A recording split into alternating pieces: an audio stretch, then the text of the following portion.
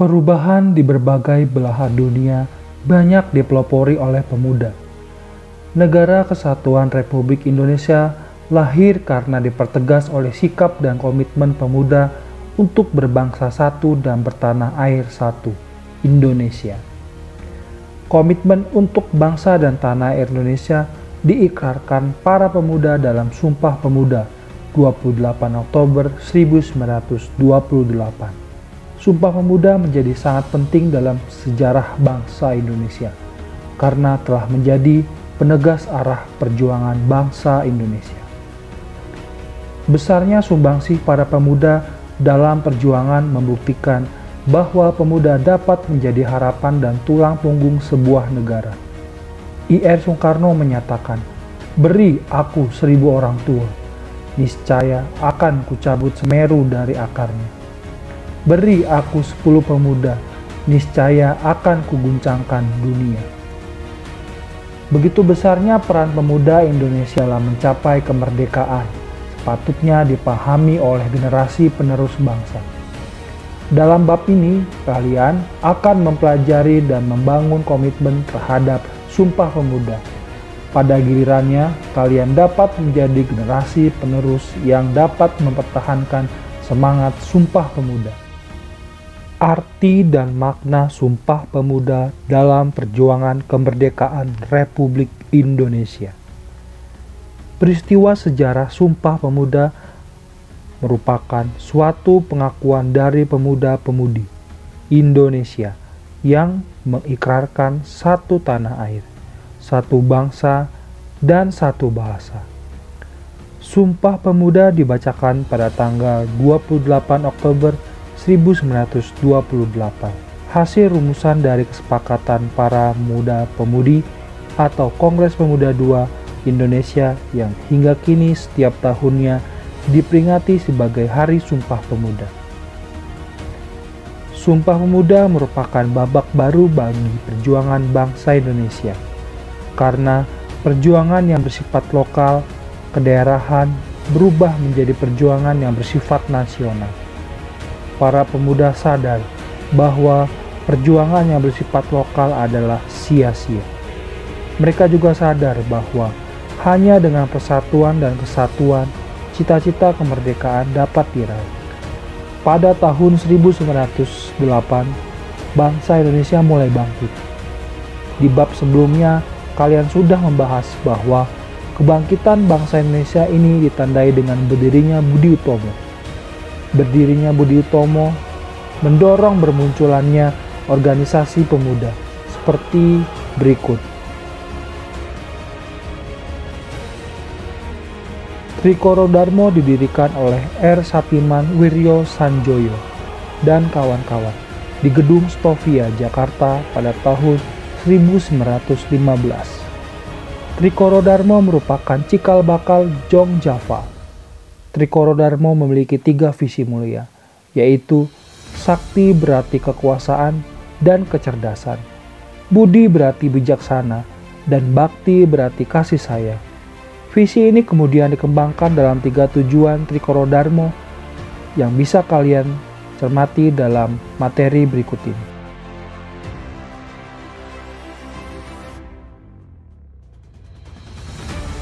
Selanjutnya ada Jong Sumatran Bong, organisasi kepemudaan Persatuan Pemuda Pelajar Sumatera atau Jong Sumatranen Bon, didirikan pada tahun 1917 di Jakarta. Pada Kongres ketiga, Jong Sumatran Bon melontarkan pemikiran Muhammad Yamin, yaitu anjuran agar penduduk Nusantara menggunakan bahasa Melayu sebagai bahasa pengantar dan bahasa persatuan.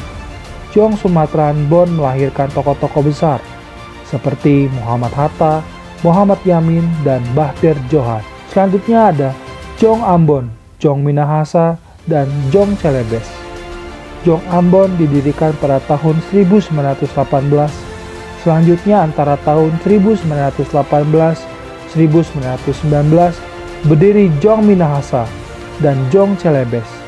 Salah satu tokoh yang lahir dari Persatuan Pemuda Minahasa adalah Sam Ratulangi.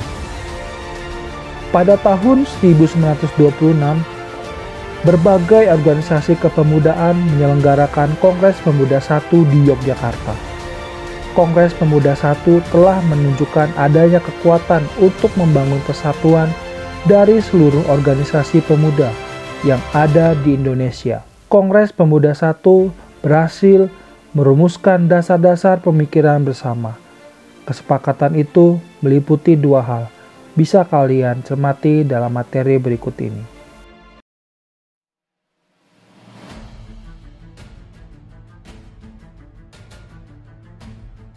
Kongres Pemuda kedua atau dikenal sebagai Kongres Pemuda 28 Oktober 1928 dilaksanakan dalam 3 sesi di 3 tempat berbeda oleh penggagasnya. Organisasi Perhimpunan Pelajar-Pelajar Indonesia yang beranggotakan pelajar dari seluruh wilayah Indonesia. Kongres tersebut dihadiri oleh berbagai wakil organisasi kepemudaan, yaitu Yong Yava, Yong Batak, Yong Celebes, Yong Sumatran Bon, Jong Islamiten Bon, Jong Ambon, dan lainnya, serta pengamat dari pemuda Tionghoa seperti Kui Tian Hong dan Choi Chien Kui. Rapat pertama Sabtu 27 Oktober 1928 di Gedung Katolik Zhonglingen, Bonn, dulu Lapangan Banteng. Dalam sambutannya, Ketua PPI Sugondo Joyopuspito berharap Kongres ini dapat memperkuat semangat persatuan dalam sanubari para pemuda.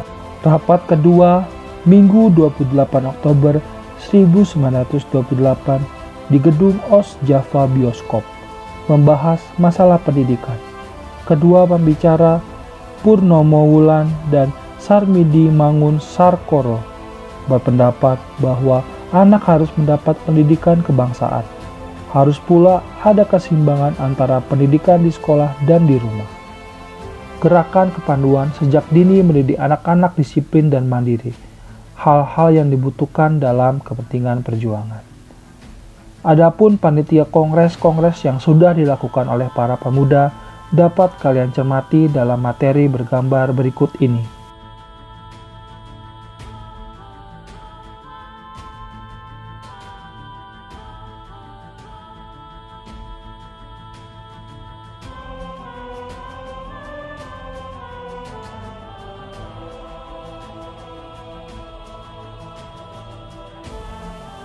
Rumusan Sumpah Pemuda ditulis oleh Muhammad Yamin pada selembar kertas ketika Mr. Sunario sebagai utusan kepanduan tengah berpidato pada sesi terakhir Kongres.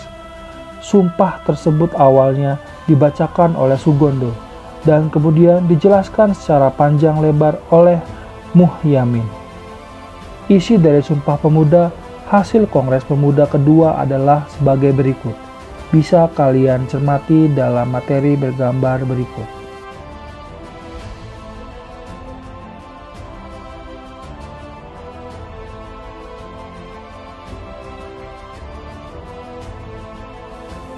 Dalam peristiwa Sumpah Pemuda yang bersejarah tersebut, diperdengarkan lagu kebangsaan Indonesia Raya untuk yang pertama kalinya, yang diciptakan oleh W.R. Supratman.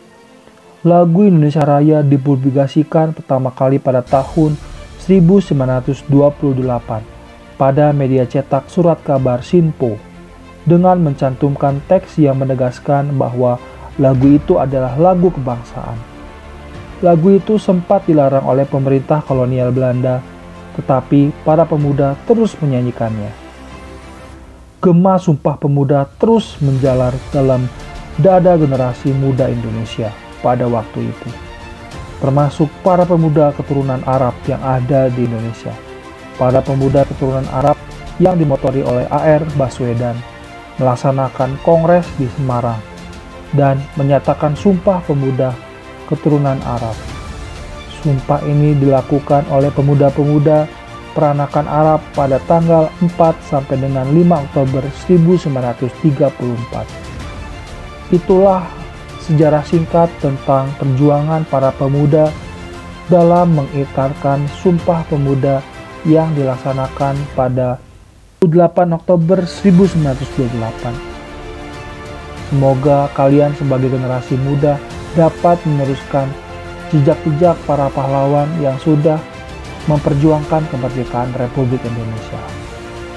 Semoga bermanfaat video ini, dan sampai ketemu di video pembelajaran yang selanjutnya. Terima kasih.